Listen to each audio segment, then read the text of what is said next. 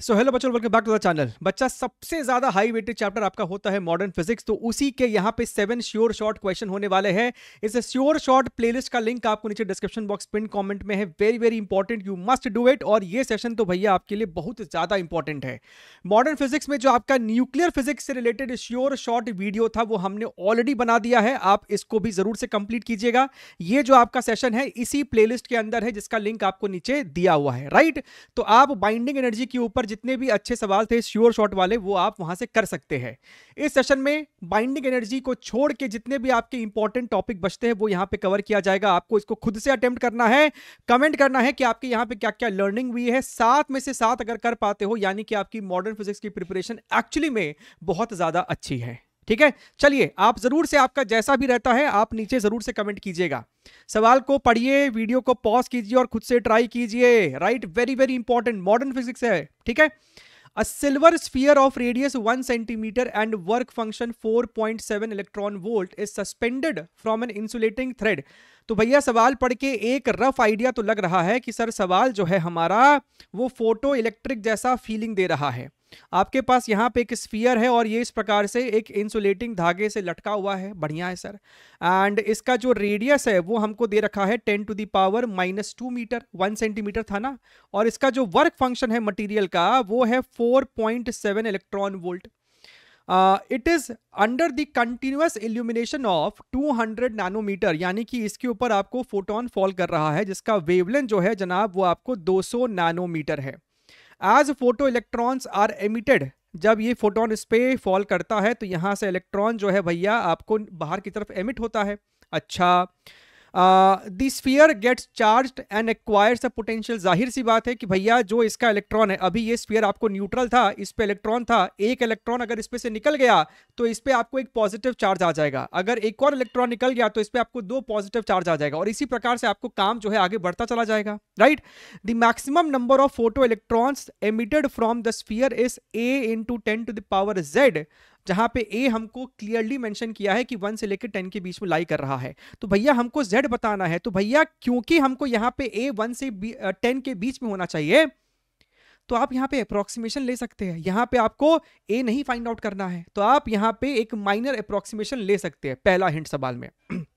ठीक है, सवाल को अप्रोच कैसे करेंगे आपको समझ में आ रहा है। आपने स्टॉपिंग पोटेंशियल का कंसेप्ट पढ़ा था भैया। सबसे पहले तो तुम ये समझो कि एक फोटोन की एनर्जी कितनी है, जो आपको इंसिडेंट रे है, इंसिडेंट फोटोन है, उसकी एनर्जी कितनी है। क्योंकि यहां पे हमको समझ में आ रहा है कि अप्रोक्सीमेशन ले सकते हैं, तो 1240 के 1243 या 1242 के जगह 1240 ले लो। Energy is equal to 1240 upon your wavelength, तो ये आपको इलेक्ट्रॉन वोल्ट में निकल के आएगा। आप यहां पे देखिए 0 से 0 आपका मर गया, this is 210, this is your 62, यानी कि सर 6.2 इलेक्ट्रॉन वोल्ट, राइट। अच्छा, साफ साफ दिख रहा है इंसिडेंट एनर्जी आपको वर्क फंक्शन से ज्यादा है, यानी इलेक्ट्रॉन आपको निकला भी है और उसके पास एक काइनेटिक एनर्जी भी है। लेकिन जैसे जैसे इलेक्ट्रॉन निकलेगा इस पे पॉजिटिव चार्ज आना शुरू हो जाएगा, और अगर ये पॉजिटिव चार्ज इनफ स्ट्रांग हो गया तो इलेक्ट्रॉन को वो फिर निकलने नहीं देगा, ऑल्दो इसकी एनर्जी इससे ज्यादा होगी। जो डिफरेंस आ रहा है, जो मैक्सिमम काइनेटिक एनर्जी होगा सबसे पहला इलेक्ट्रॉन का, that is your 6.2 minus your 4.7, हम यहां पे देख पा रहे this is your 1.5 electron volt, right. तो भैया अगर इस पे पॉजिटिव चार्ज इतना आ जाए, राइट, जिस कारण से इसके सरफेस का पोटेंशियल हो जाएगा V, ठीक है, तो इस V की जो वैल्यू होगी वो क्या होगी, this is your KQ divided by R, जहां पे Q is equal to n number of electrons अगर निकला है तो इसके ऊपर n into E charge induce हो जाएगा। वी शुडंट से इंड्यूस, ये आपको एक्चुअली यहां पे चार्ज आ चुका है, ठीक बात है सर। अच्छा, तो सर यही तो हमारा हो जाएगा stopping potential, and this stopping potential is basically stopping the maximum kinetic energy of the emitted electron. बात क्लियर एकदम। तो बस आपका जो ये 1.5 इलेक्ट्रॉन वोल्ट है, इसको हम लोग इक्वेट कर देंगे जो आपका जब इतना पोटेंशियल आ गया है कि अब इसमें से एक भी इलेक्ट्रॉन नहीं निकल पाएगा, so that is equal to E into stopping potential, E into stopping potential. तो भैया यहां से आप ई और ई को आपस में मार देना, ये 1.5, स्टॉपिंग पोटेंशियल आपको हो जाएगा कितना, K divided by R multiplied by Q की जगह हम लोग यहाँ पे लिखेंगे एन इंटू ई। तो आप यहाँ पे देख सकते हैं हमको n चाहिए, दिस इज योर 3/2, 1.5 को लिखा है 3/2 multiplied by R divided by your k into E. So 3 into R की वैल्यू हमारे पास कहाँ है भाई साहब, 10 to the power -2 है, तो यहाँ पे -2 लिख दिया हम लोगों ने। 2 multiplied by 9 into 10 to the power 9 multiplied by 1.6 10 to the power -19। ठीक है, तो यहाँ पे हम क्या देख पा रहे हैं, दिस इज योर 3 और ये आपको हो जाएगा 10 to the power -10, ऊपर जाएगा तो 10 to the power 8 बनेगा। तो आपके पास यहाँ पे इसमें से एक 10 निकाल लो, 10 divided by this is your how much, 2 into 3.2 multiplied by 3 ना, तो ये आपको हो जाएगा 9.6, राइट 9.6 एंड ऊपर में आपके पास 10 to the power 7 है। अब अगर तुम यहाँ पे ध्यान से देखो तो भैया 10/9.6 और कुछ तो नहीं मिस हो रहा है, कोई 2 का फैक्टर ऐसा कुछ नहीं है, राइट। तो भैया 10/9.6 आपको 1 से ज्यादा है, यानी a का आपको कंडीशन फुलफिल हो रहा है, राइट। तो यहाँ पे 10 to the power 7 which means z की जो वैल्यू होगी वो अपने को 7 होनी चाहिए। तो यहाँ पे जो कंसेप्ट लग रहा है आपका कि भैया इलेक्ट्रॉन निकल रहा है, पॉजिटिव चार्ज इस पे आ रहा है, इसका पोटेंशियल बढ़ रहा है बढ़ रहा है बढ़ रहा है बढ़ रहा है, जैसे ही स्टॉपिंग पोटेंशियल के बराबर हो जाएगा तो बस आपको फिर इलेक्ट्रॉन नहीं निकलेगा। सेम चीज हमको डिस्चार्ज ट्यूब में भी सवाल बना के पूछा जाता था कि भैया इनके बीच में क्या पोटेंशियल हम रिवर्स में लगा दे कि इलेक्ट्रॉन अब यहां से नहीं निकले। वहां पे भी यही करते थे, काइनेटिक एनर्जी को तुम इक्वेट करते थे ई इंटू स्टॉपिंग पोटेंशियल से। सेम कंसेप्ट है, बस थोड़ा सा स्टाइल चेंज हो गया है और कुछ नहीं। ध्यान से देखिएगा, सवाल को पढ़िए और पॉज करके ट्राई कीजिए। ऐसा सवाल आपको सिमिलर PYQs में आ चुका है। आपके पास यहाँ पे एक न्यूक्लियस है जिसमें आपको जो चार्ज है वो 120 है, पॉजिटिव चार्ज है, और बहुत दूर आपके पास एक यहाँ पे प्रोटॉन है, उसका भी चार्ज इलेक्ट्रॉनिक चार्ज के बराबर है, मास उसका हम m मान लेते हैं। हमको सवाल में ये m दे रखा है, इसी को हम लोग m मान रहे हैं। आपने इसको एक इनिशियल वेलोसिटी दी, ये प्रोटॉन जा रहा है जा रहा है जा रहा है, ये उसको रिपल्शन दे रहा होगा, तो ये इसकी स्पीड आपको घटती जाएगी घटती जाएगी घटती जाएगी और शायद यहां तक आते आते इसका स्पीड 0 हो चुका है। इसी को हमको सवाल में कह रहा है distance of closest approach which is nothing but your 10 FM, right. So D is equal to your 10 into 10 to the power -15। हमको यहाँ पे कन्वर्जन भी दे रखा है, वेरी गुड। अच्छा, हमको कहता है कि भैया इस प्रोटॉन का इनिशियल डी ब्रॉगली वेवलेंथ क्या था, de Broglie wavelength is h/mv। तो हमको यहाँ पे v तो चाहिए रहेगा, v निकालने के लिए you have to apply energy conservation, initial point and your final point. अगर तुम यहाँ पे ध्यान से देखोगे तो भैया यहाँ पे ये प्रोटॉन बहुत दूर था, तो इनिशियल पोटेंशियल एनर्जी जो होगा वो 0 है, सिर्फ शुरुआत में एक काइनेटिक एनर्जी है that is equal to your half mv²। बाद में इसके बीच में पोटेंशियल है लेकिन यहाँ पे कोई भी काइनेटिक नहीं है, तो सिर्फ पोटेंशियल लिखोगे, charge k q1 q2 120e multiplied by e divided by k q1 q2 upon d। Potential energy लिखना है, फोर्स नहीं, तो k q1 q2 by r लिखना था फॉर्मूला। अच्छा, अब अगर तुम यहां पे ध्यान से देखोगे तो भैया आपका जो वेलोसिटी का स्क्वायर है ये 2 उधर चला जाएगा, सो 240 k टाइम्स e का स्क्वायर और आपको m नीचे आएगा यानी m इंटू डी। तो भैया इसका अंडर रूट मार देंगे तो आपका यहां से स्क्वायर हट जाएगा v के ऊपर से। अब इस वाले v को हम लोग यहां पे डाल देंगे, so this becomes your h/m, और ये आपको v नीचे में है ना, तो ये बेसिकली उल्टा हो जाएगा, ये टर्म ऊपर चल जाएगा, md ऊपर चल जाएगा और नीचे में आपको आ जाएगा 240 ke²। Now if you look here, आपको बहुत सिंपल हो गया है अब कैलकुलेशन डेटा के हिसाब से। सवाल में देखो आपको h/e दे रखा है, तो क्यों नहीं हम लोग यहाँ पे e² को बाहर निकाल लेते, ये वाला √m इसको काटेगा तो ये √m बन जाएगा, तो h/e और रूट के अंदर आपका चला जाएगा, ऊपर में तो आपका d है ही, और ये आपको हो जाएगा 240 k इंटू m। h/e है हमको सवाल में 4.2 10 to the power -15 under root D मेरे पास सवाल में दे रखा है, this is your 10⁻⁻14 divided by this is your 249 into 10⁻9 multiplied by mass भी हमको दे रखा है 5/3 और ऊपर में 10⁻+27 फिर चला जाएगा। बढ़िया है। अगर हम ध्यान से देखें तो ये इसको कट करेगा तो 10⁻13 आएगा, ये इसको फर्दर कट करेगा तो 10⁻4 आएगा। ठीक है यहां तक? अच्छा और 3 इसको कट करेगा तो ये सर हमको 80 हो जाएगा। 80 है ये अपने पास, 5 इंटू 80 इज योर 400।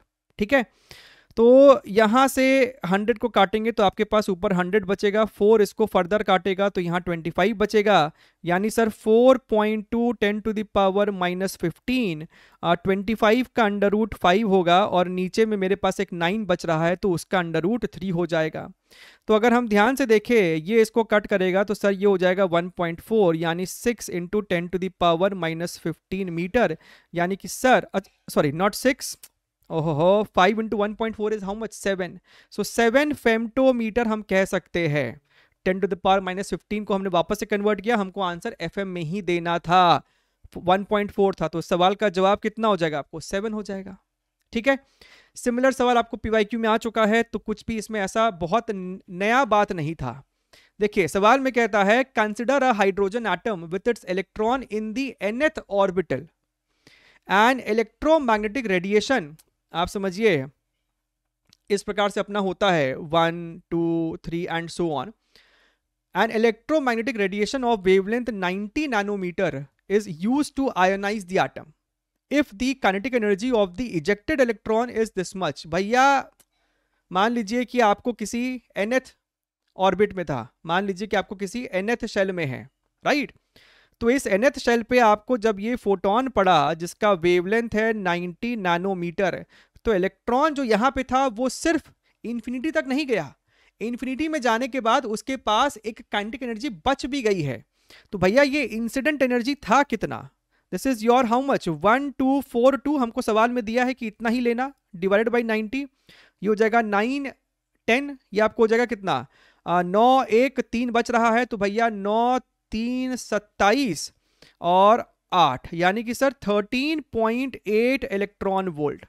अच्छा, तो आपने इलेक्ट्रॉन को इतना एनर्जी दिया, वो आयनाइज भी हुआ, वो इंफिनिटी तक गया भी, उसके बावजूद उसके पास इतना एनर्जी बच गया।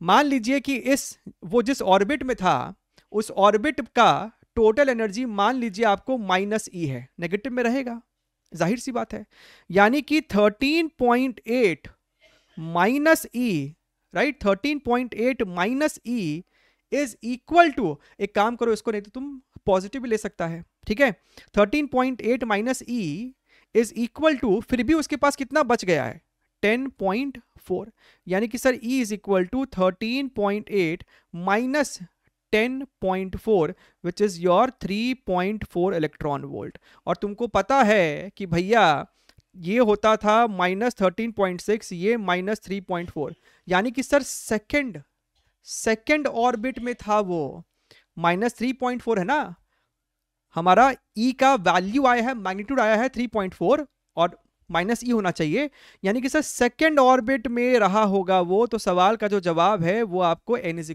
2 है। बात क्लियर है एकदम? अच्छा, ध्यान से देखिए, अगेन सवाल में हमको कहता है कि भैया as an electron makes a transition from excited state to the ground state of a hydrogen like atom / ion, किसी हायर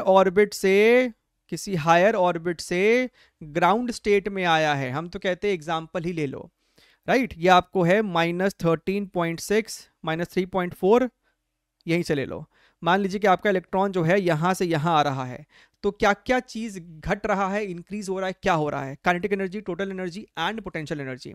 आपको रिलेशन ध्यान होगा, सेम रिलेशन ग्रेविटेशन में होता है कि kinetic energy is mod of total energy, this is mod of potential energy का आधा, राइट, यानी सर अगर हम इस वाले ऑर्बिट की बात करें तो यहाँ पे पोटेंशियल एनर्जी यहाँ पे this is your total energy, तो सर यहाँ पे total energy is -13.6, potential energy क्या हो जाएगा, this is twice of total, तो इसका ट्वाइस कर देना, -13.6 multiplied by 2, but kinetic is mod of total, तो ये आपको पॉजिटिव है।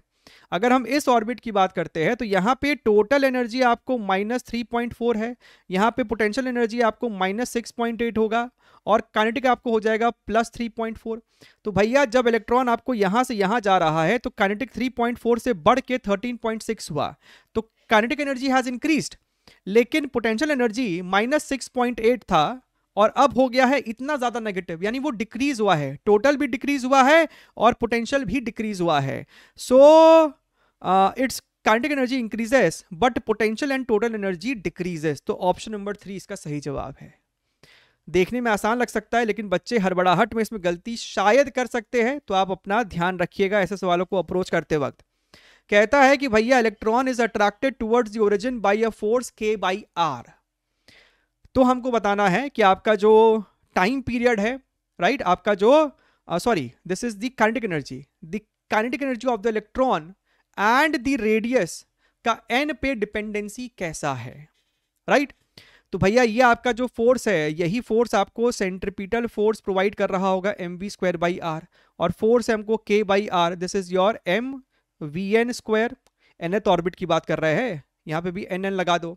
लेकिन मजे की बात यह है कि ये n और r कट गया, तो भैया यहाँ पे जो आपको वेलोसिटी आ रहा है nth ऑर्बिट में, वो तो भैया आपको हर बार k/m है, उसका n पे कोई डिपेंडेंसी नहीं है, k भी कांस्टेंट है, आपका m भी फिक्स हो गया है, यानी कि velocity in any nth orbit is independent of n, it is independent of n।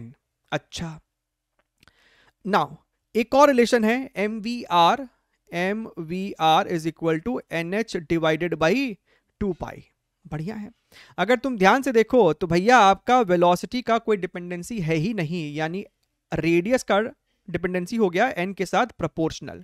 और अगर हम बात करें यहाँ पे काइनेटिक एनर्जी की, this is equal to your half mv², तो भैया जब वेलोसिटी इंडिपेंडेंट है यानी कि ये भी आपको इंडिपेंडेंट हो जाएगा, which means option number 2 is the correct one, right, सबका सही होना चाहिए। अच्छा, look here very very carefully, हमसे कहता है a hydrogen atom is in the ground state n is equal to 1, the magnetic field produced by revolving electron at the center of the atom is b0। सबसे पहले तो अपने को ये ध्यान में आना चाहिए कि जब कोई इलेक्ट्रॉन आपको ऐसे घूम रहा है, इसकी वेलोसिटी v मान लीजिए, उस ऑर्बिट में nth ऑर्बिट में इसकी वेलोसिटी v मान लीजिए, और जो रेडियस है वो उसको आप r मान लीजिए। जब इलेक्ट्रॉन ऐसे घूमता है it is just like a current flowing in a circular path, तो सेंटर पे आपको फील्ड कितना होता है, field is equal to your μ0I/2 into r, लेकिन सर आपका जो करंट हो जाएगा, current is equal to charge upon time period, and एक चक्कर लगाने का जो टाइम है that is your 2πr divide by speed. तो सर करंट की जगह हम लोग यहाँ पे लिखेंगे E into V divided by your 2πr, यानी field is proportional to your v velocity upon your r का square. Now velocity is proportional to what? Z by n, and radius is proportional to n square by z. याद है, ये दोनों बहुत जरूरी है, काम आता है। So b is proportional to, velocity की जगह हम लोग लिख सकते थे z by n, and r square नीचे में है तो इसको पलटी मार देना, this is your z square divided by n to the power 4। अब हम लोग सेम ही एटम की बात कर रहे हैं, तो भैया z तो आपका फिक्स हो चुका है, so b is proportional to 1/n to the power 5, ठीक बात है। तो जब आपका n इज इक्वल टू 1 था तब फील्ड है सेंटर पे b0, तो जब n इज इक्वल टू 4 हो जाएगा तो आपका फील्ड कितना हो जाएगा, n इज इक्वल टू यहाँ पे डालो 4, b0/4 to the power 5, या फिर हम लोग इसको लिख सकते थे b0/2 to the power 10। तो यहाँ पे 2 to the power 10 यानी x की वैल्यू कितनी हो जाएगी, यहाँ पे x की वैल्यू 10। तो भैया एक सवाल से हम लोगों ने ये भी रिवाइज कर लिया, आपका ये दोनों इक्वेशन फॉर्मूला भी रिवाइज कर लिया है, ठीक है। चलिए, make sure that you are actually hitting the like button, क्योंकि बहुत ही आपको काम का चीज है ये सब। अच्छा सर ये भी आ गया, आपके पास यहाँ पे एक स्फीयर है और उसके ऊपर आपको यूनिफॉर्म इंसिडेंट लाइट है, इस प्रकार से आपके पास इंसिडेंट लाइट है, ठीक बात है।